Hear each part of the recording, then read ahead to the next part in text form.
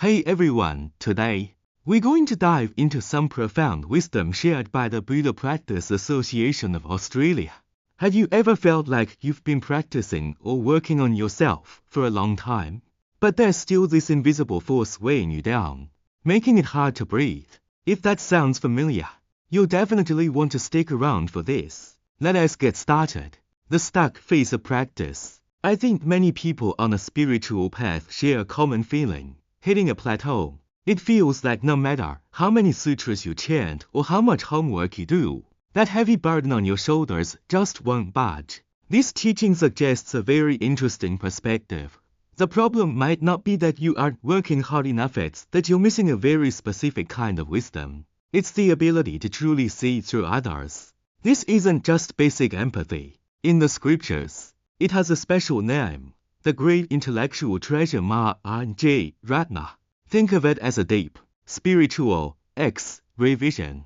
To truly help someone, you need to see their full map. This includes karmic patterns, the behavioral blueprints they brought from past lives' karmic function, habitual conditioning, how their environment has shaped them in this life, habitual perfuming, current intentions, what is actually going on in their head right now, what is their true motive. The color glasses metaphor.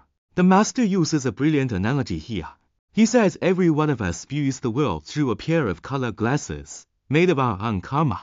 You might see an event as red. Someone else sees the exact same event as blue. If you truly want to help them, you first have to understand the color of their lenses, rather than just insisting that the white you see is the only truth. So, here's a question for you.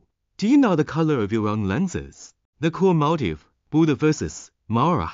Now, we get to the absolute heart of the matter, motive. Your motive determines whether you are walking the path of the Bodhisattva or its polar opposite. The difference is as vast as the heaven and the earth. The Bodhisattva path, the goal is crystal clear, doing what is best for others, even at the cost of oneself. The path of the Mara, demon, it's the exact opposite. It's about using others to benefit yourself, even if it looks like a good deed on the surface. If the core motive is self-interest, it is a demonic act, the hidden debt. This next concept might shock you. We might all be carrying a massive debt we didn't even know existed. Imagine if hypothetically there have always been highly realized beings, like bodhisattvas, who have been silently shouldering the pain for all sentient beings, including you.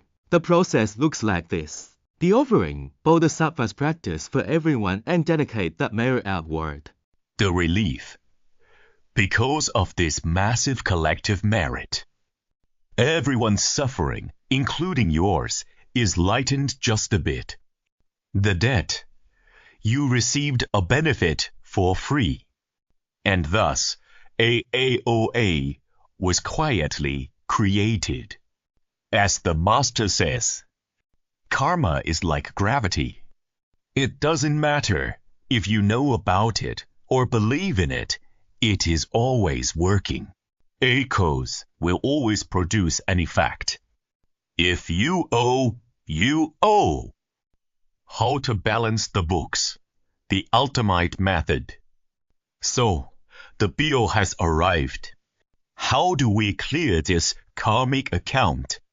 The teaching provides a universal solution, a method that covers everything. And the answer is surprisingly simple, yet incredibly powerful. Repent on behalf of all sentient beings. Why does switching from me to all beings change the power so drastically? Because this act targets the root of everyone's problems. The three obstacles, Trivarana. The karmic obstacle, Karmavarana. These are the bad seeds you planted in the past that act as stumbling blocks today. For example, you know you should help someone, but you just can't find the energy or keep running into bad luck. That's the karmic obstacle at work. The retributive obstacle, Vyapakavarana. This is when karma manifests as tangible pain, unexplained illness. constant financial struggles, or that heavy burden we mentioned earlier. It's the physical fruit of the dead, the afflictive obstacle, klisavarana. This is the poison in our hearts, greed, anger, and ignorance. This is the fuel that keeps creating the other two obstacles. It is the true source of all evil. The logic of exponential merit. When you practice only for yourself, you'll get 1 unit of merit.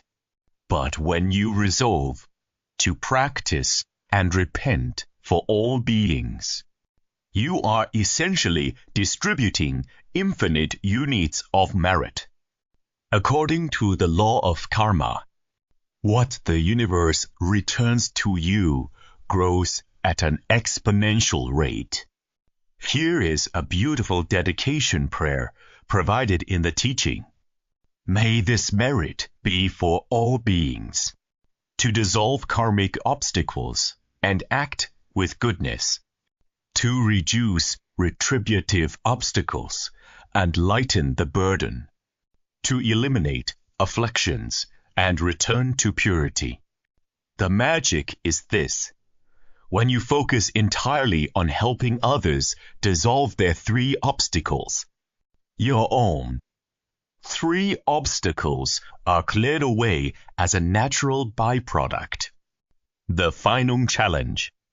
It all comes down to one question. Can we shift our focus from I am so miserable? How do I fix my problems? to sentient beings are suffering so much. What can I do for them? When you start solving the world's problems, your own problems tend to solve themselves. So, what's your answer? Are you willing to give it 10 minutes a day?